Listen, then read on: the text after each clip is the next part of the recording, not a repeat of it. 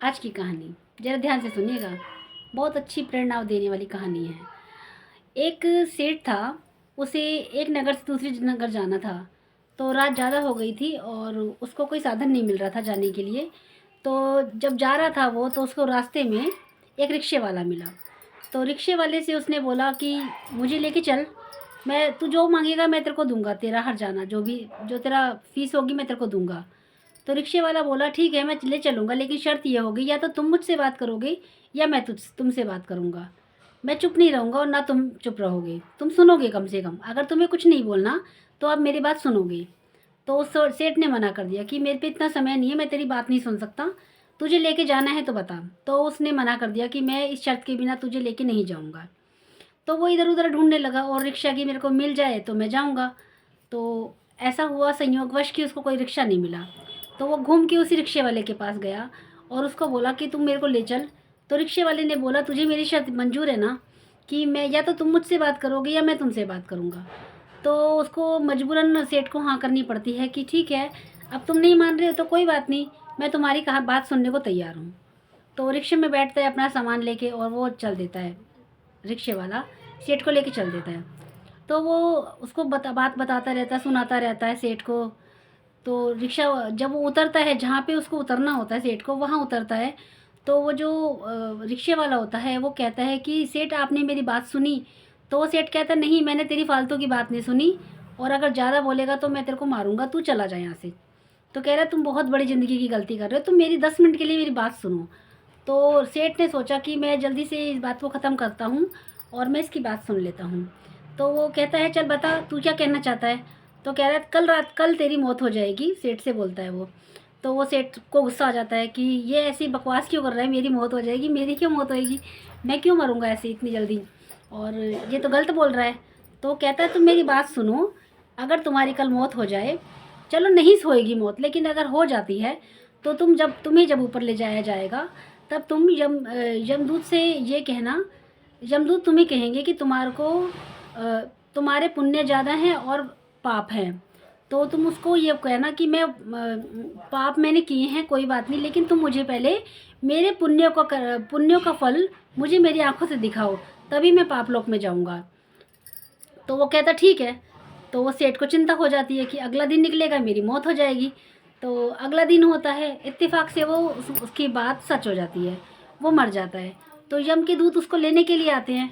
यम के दूत जब उसको लेने के लिए आते हैं तो वहाँ पे बताया जाता है कि तुम्हारे ये पाप हैं और ये पुण्य हैं, तो बताओ तुम पहले कहाँ जाना चाहोगे, नरक लोक जाओगे या स्वर्ग लोक जाओगे। तो वो कहता है उसको कि मैं है ना, मैं नरक लोक जाने को तैयार हूँ और मैं पहले नरक लोक ही जाऊँगा, लेकिन उससे पहले मैं पहले मेरे जो पुण्य हैं उनका जो फल है मैं अपनी आंखों से देखना चाहता हूँ। तो वो यमराज घबरा जाता है। वो कहता है ये तो मेरी लिस्ट में ही नहीं है, मैं ये कैसे कराऊँ, ये तो हमारे यहाँ पे पहला आदमी आया है जो ऐसे बोल रहा है कि मेरे को पहले मेरे पुण्यों का फल दिखाओ तभी मैं जाऊँगा आगे। तो वो अपना पोथी पत्रा खोलते हैं यमराज कि ऐसी कोई कुछ कुछ कहानी भी है हमारे रिकॉर्ड में, एक ही नहीं है। तो वो पन्ने पलटते रहते हैं, तो उनको कोई नहीं दिखता। तो वो घबरा जाते हैं, वो कहते हैं चलो ब्रह्मा जी के पास चलते हैं। वो उसको मनुष्य को सेठ को लेके ब्रह्मा जी के पास जाते हैं। तो ब्रह्मा जी भी यही करते हैं कि भाई ऐसा तो कुछ होता ही नहीं है कि तुमको अगर नरक लोक में भेजने तुम चुपचाप चले जाओ, हम तुम्हें तुम्हारे पुण्य कर्मों को अब तुम्हारी आंखों से नहीं दिखा सकते। तो वो कहता है नहीं ये गलत है। तो ब्रह्मा जी भी चकरा जाते हैं, वो अपना फिर पोथी पत्रा खोलते हैं। तो उनको कुछ नज़र नहीं आता उसमें कि भाई ये तो ऐसा सिस्टम है ही नहीं कि ऐसा मैं कर सकूं। तो वो सेठ कहता है कि दुनिया में तो हेरा फेरी होती ही है, लेकिन यहाँ देवी देवताओं के यहाँ पे भी हेरा फेरी हो रही है, तो हम लोग कहाँ जाएं, यहाँ तो घोटाला ज़्यादा ही है, संसार से ज़्यादा घोटाला तो यहाँ पे है। तो ब्रह्मा जी को बात उसकी सही लगती है कि हम अगर ऐसे करेंगे तो मनुष्य क्या करेगा। तो वो ब्रह्मा जी उस सेठ को लेके विष्णु भगवान के पास जाते हैं। तो विष्णु भगवान कहते हैं क्या हुआ। तो वो बताता है कि ये ऐसे आया है सेठ और ये जिद कर रहा है कि मुझे पहले पुण्यों का फल मेरे को आंखों से दिखाओ, तभी मैं मृत वहाँ जाऊँगा, नरक में जाऊँगा, नहीं तो मैं नहीं जाऊँगा। तो ब्रह्मा जी ब्रह्मा जी चले जाते हैं और वो यमराज भी चले जाते हैं। तो विष्णु भगवान बचते हैं वहाँ पे। तो विष्णु भगवान से वो कहते हैं कि पहले मुझे मेरे पुण्यों का फल दिखाओ। तो विष्णु भगवान कहते हैं अरे मूर्ख, अरे नालायक, उससे इससे बड़ा फल क्या मिलेगा। वो गुरु कितना महान है जिसने तुझे ये शिक्षा दी कि तू जब यहाँ पे जाकर और तू अपने पुण्यों का फल अपनी आंखों से देखने की बात कहेगा, और तूने तूने मरने के बाद मेरे दर्शन कर लिए तो तेरे सारे पाप नष्ट हो गए और पुण्यों का फल तुझे यहाँ मिल गया। वो गुरु धन्य है जिसने तेरे को ये शिक्षा दी। तो इसलिए कहा जाता है दोस्तों, गुरु से बड़ा कुछ नहीं होता, गुरु तो भगवान से भी आगे होता है। गुरु ही वो होता है जो हमें भगवान से मिलवाता है।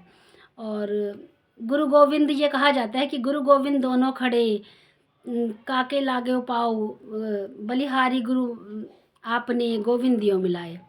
तो ये जो कहावत बनी हुई है ये सच्ची है कि गुरु जिसके पास है उसके सारे काम हो जाते हैं। अगर हम गुरु के कहे अनुसार चलते हैं तो हमारी ज़िंदगी का रास्ता बहुत आसान हो जाता है और देवी देवता क्या सारी सृष्टि झुक जाती है।